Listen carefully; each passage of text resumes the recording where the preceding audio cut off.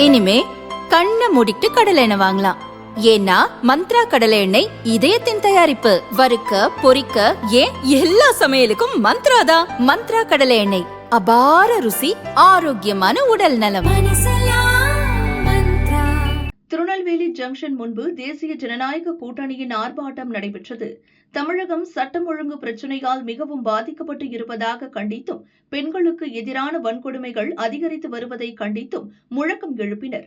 கூட்டத்தில் தமிழிசை உரையாற்றினார்.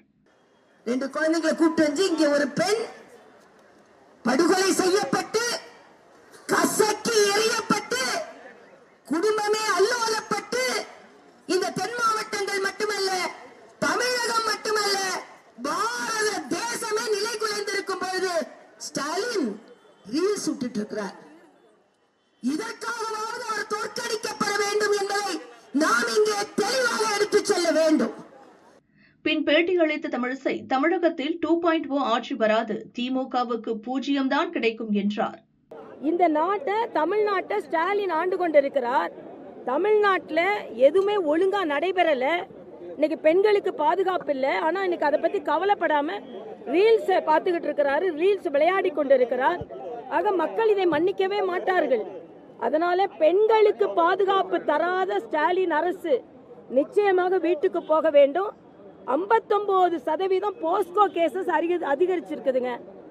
நீங்க இன்னைக்கு பாத்தீங்கன்னா 129% பெண்களுக்கு எதிரான குற்றங்கள் அதிகரித்திருக்கிறது.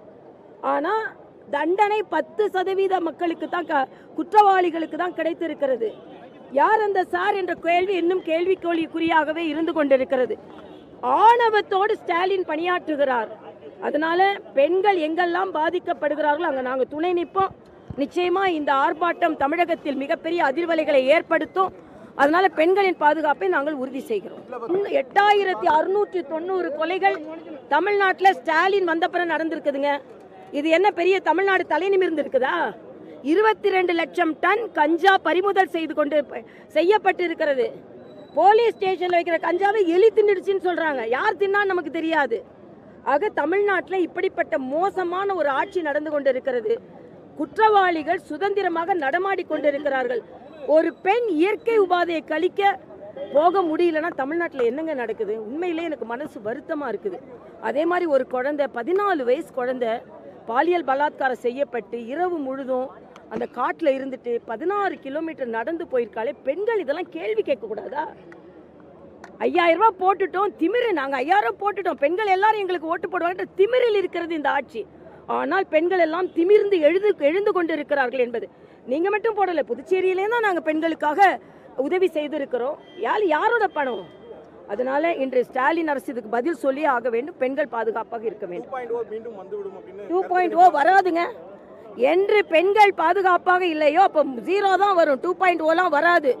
நிச்சயமாக ஸ்டாலின் வீட்டுக்குத்தான் போவா. அப்பாவை வீட்டுக்கு அனுப்பிட்டு அம்மாவோட ஆட்சி வரும். அதான் அம்மா திருப்பி வருவாங்க, அப்பா வீட்டுக்கு போவாங்க. அனைத்து கட்சி கூட்டம் திருநெல்வேலி மாவட்ட ஆட்சியர் அலுவலகத்தில் நடந்துச்சு. அதுல ஒரு கட்சியை சார்ந்தவர் சொல்றாரு, இந்த மாதிரி எலெக்ஷன் நேரத்திலலாம் தொடர்ந்து கொலைகள் அப்படிங்கிறது எலெக்ஷன் நேரத்துல தான் அதிகமாக நடக்குது தென் மாவட்டங்கள்ல. இல்ல, இதுல நேற்று கூட தொலைக்காட்சியில திராவிட முன்னேற்ற கழகத்தை சார்ந்தவர்கள் இலகுவா சொல்றாங்க, நாங்க தான் குற்றவாளியை கண்டுபிடிச்சிடமே, அப்புறம் என்னன்னு. குற்றம் செஞ்சுட்டு குற்றவாளியை கண்டுபிடிக்க ஒரு நிரந்தர டிஜிபியை போடுறதுல உங்களுக்கு என்னங்க பிரச்சனை? என்ன பிரச்சனைன்னு கேட்குற ஸ்டாலின் இதுக்கு பதில் சொல்லட்டும். நிரந்தர டிஜிபியை போடுறதுல உங்களுக்கு என்ன பிரச்சனை? தமிழ்நாடு முழுசும் குற்றம் கொலைகள் அதிகரித்து கொண்டு இருக்கிறது. அதனால இன்னைக்கு அந்த ஆர்ப்பாட்டம் என்பது எங்கேனாலும் குழப்பம் ஏற்படுத்துவாங்க. பெண்களை வைத்து அவங்களும் குழப்பம் ஏற்படுத்துவாங்க. ஆனால் பெண்கள் எல்லோரும் அசைந்து கொடுக்க மாட்டார்கள். நிச்சயமாக மரியாதைக்குரிய பாரத பிரதமர் தமிழ்நாட்டின் மீது அக்கறை வைத்திருக்கார். தூத்துக்குடி ஏர்போர்ட், இவங்கெல்லாம் தமிழுக்கு பெயர் வைக்கிற முதலமைச்சர் சொல்றாரு, குழந்தைகளுக்கு தமிழ்ல பெயர் வைக்கணுமா? முதல் இவங்க வீட்டில் யாருக்கும் தமிழ் பேர் இல்லை, அவர் தமிழ் பேர் இல்லை.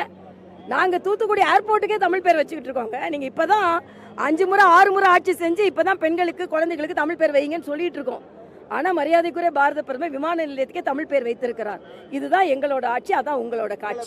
கனிமொழி கடந்த தேர்தலில் சொன்னாங்க, தமிழகத்தில் வந்து மதுவால இளம் விதவைகள் அதிகமாக இருக்காங்கன்னு சொன்னாங்க.